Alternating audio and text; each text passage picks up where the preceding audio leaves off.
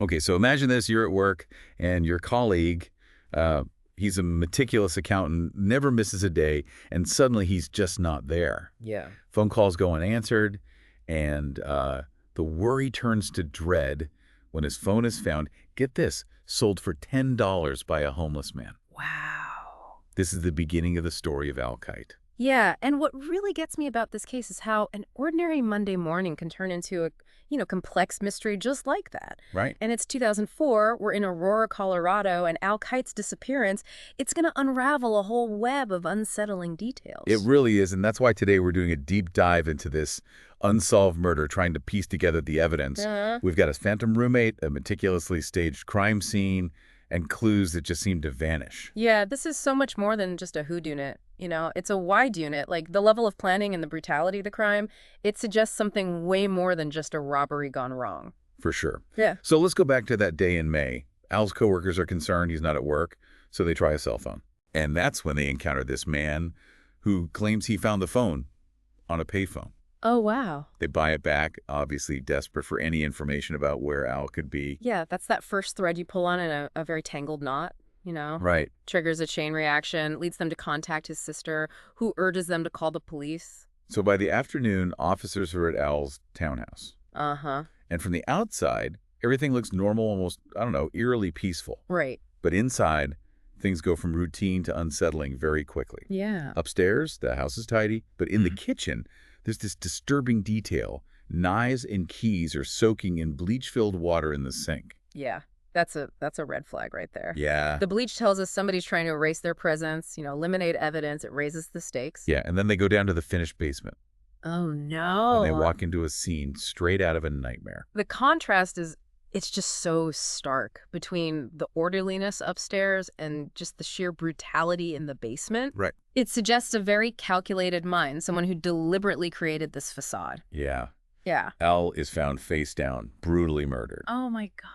He was bound, beaten, stabbed multiple times, and his throat was slit. The violence is it's hard to even comprehend. It is. But it's the methodical nature of the injuries that's truly chilling. Like, this wasn't just about silencing Al, it was about inflicting pain. Right. Maybe getting satisfaction from his suffering. And it's the kind of detail that just stays with you that makes this case so much more than another unsolved crime. Definitely. And then things take an even stranger turn. A rental agreement's found in the trash, and it points to a roommate named Robert Cooper. Okay. But as investigators dig deeper, Robert Cooper vanishes into thin air, fake address, bogus references, even his social security number's made up. It's like a phantom roommate, it adds a whole other layer to this. It does. Was Robert Cooper the killer, or was this an identity just made to throw off the investigation? Right, Yeah. right. It's like trying to chase a ghost. And to make things worse, Al's wallet, car, and some clothes are missing. Oh, wow. It's possible the killer changed clothes and left wearing Al's things. Yeah, this tells us that the perpetrator was thinking ahead. Not just planning the murder, but the escape as well, Yeah. They were ready to blend back into society undetected. Adding to all this is Al's last known contact. Uh-huh. He spoke with his girlfriend Linda on Saturday afternoon, and she said that something felt off during their call. It's chilling looking back, isn't it? It is. You can almost feel her unease during that final phone call, like a premonition almost. Then you have the witness accounts describing a Robert, Right. but the descriptions are all different. Sometimes he has a cane, sometimes he doesn't. Oh. One neighbor even said they saw him entering Al's house just days before the murder. So many inconsistencies. Was Robert changing how he looked on purpose? Or are there multiple people involved? It's a lot to think about. And then the phone records, they add even more confusion. Both Al's and Robert's phones end up with different homeless people, sending investigators on a wild goose chase for a week. This just shows how much effort they put into covering their tracks, Right. It wasn't an accident. No, It was a deliberate attempt to mislead everyone. Then the coroner drops a bombshell. The bruising and the blood spatter suggest that the torture could have lasted for hours. God, that's just awful. The prolonged suffering, it's the most disturbing part of this whole thing. It is. It points to a level of cruelty that we haven't even begun to understand. Yeah, a potential motive much darker than we initially thought. Definitely. It's just chilling to think about the killer staying at the crime scene so long after Al's death. Yeah, it really is. Like they were in control, they needed to stay there, maybe even, I don't know, revel in what they had done. It's a truly unsettling thought. I mean, we're looking at a meticulously planned crime scene, a roommate who's disappeared, and evidence suggesting hours of torture. Where do investigators even begin with something like this? Well, they're dealing with a lot of deception, but there are threads to pull on. Right. Remember all those calls Robert Cooper made to landlords? Yeah. That's where we can pick up the trail, try to find some kind of pattern, something that tells us who this Robert really is. Right. Agent Soyas contacted each of those numbers, just trying to sift through the details, Yeah. hoping to find something. Yeah, and this is where it gets really interesting. Cool. Some of those landlords said Robert Cooper was really interested in places with basements, and some even described him as overly friendly, almost too eager to please. Oh, wait. He was putting on an act, Just trying to hide his true intentions. Exactly. So it wasn't just about finding a place to live. It was about a very specific kind of place. Right, a place for his plans. Yeah. Yeah. And this calculated charm, this need to please the landlords, what does that tell us? Well, it could mean that Al wasn't his first intended victim. Oh, wow. Just imagine Robert Cooper out there looking for the perfect target, someone vulnerable, someone he could control. And this was 2004, before everyone was online. So finding those listings meant actually going out and looking, driving around, putting in a lot of effort. Right, it wasn't random. This was all planned out. No. This was a predator just waiting for the right moment.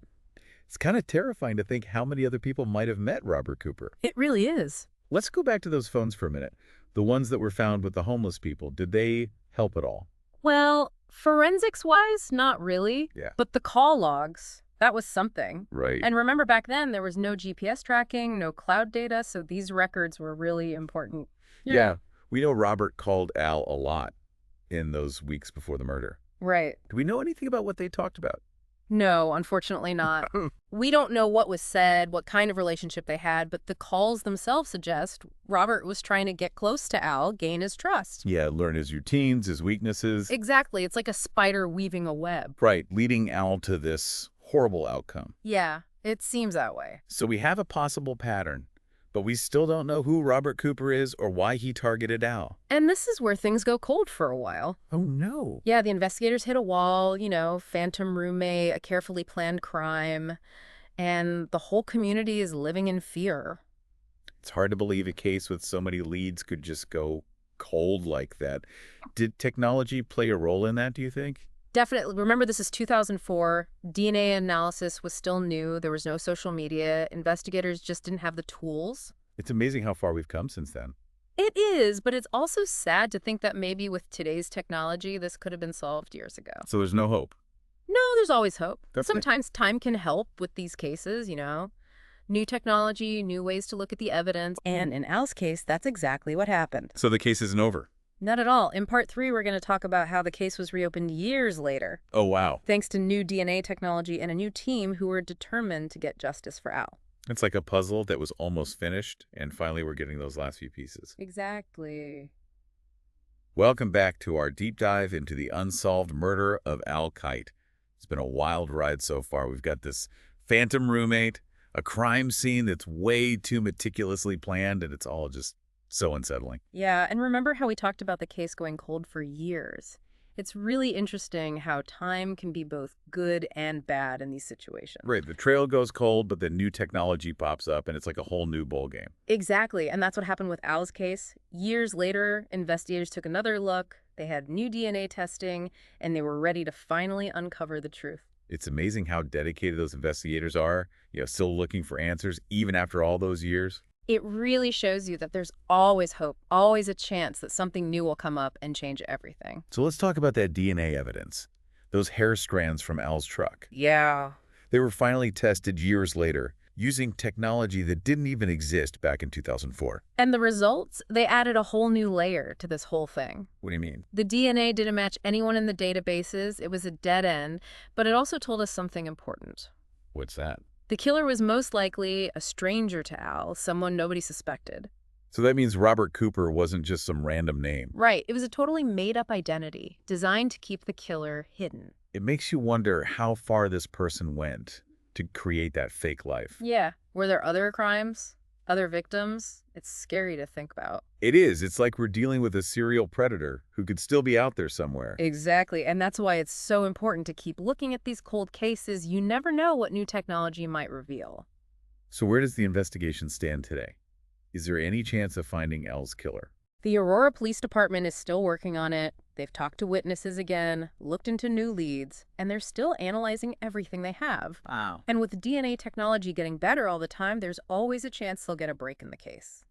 That's good news for Al's family and friends. They deserve some answers after all this time. Is there anything our listeners can do to help? Absolutely. Even the smallest detail could be important.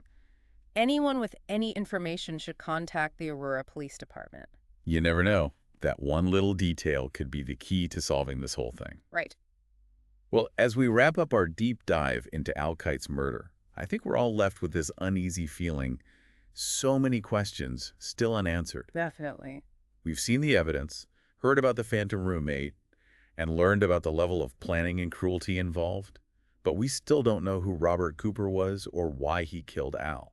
But what we do know is that we can't give up. New technology, dedicated investigators, and people willing to come forward with information, that's how we solve these cases. Al Kite's story is a reminder that every unsolved crime has a story behind it, a truth waiting to be found. If you know anything about this case, please contact the authorities. Justice for Al could be just a phone call away.